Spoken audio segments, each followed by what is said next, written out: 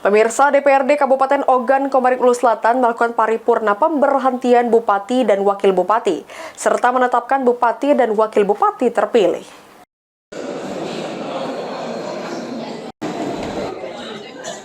Dewan Perwakilan Rakyat Daerah Kabupaten Ogan Komering Ulu Selatan menggelar paripurna pengumuman pemberhentian Bupati dan Wakil Bupati periode 2021-2025 serta penetapan pasangan Bupati terpilih periode 2025-2030.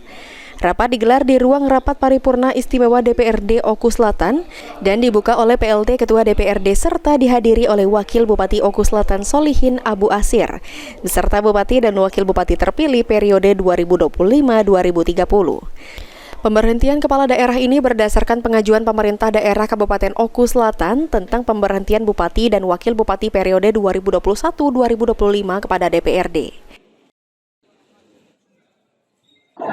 Oke, terima kasih. Alhamdulillah tadi telah dilaksanakan rapat paripurna dengan agenda pengumuman pemberhentian masa jabatan Bupati dan Wakil Bupati periode yang sekarang, dan juga pengumuman ditetapkannya Bupati dan Wakil Bupati terpilih hasil Pilkada serentak 2024 yang lalu.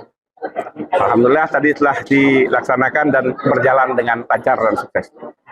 Jadi gini, pemberlakuannya itu pada saat dilantik.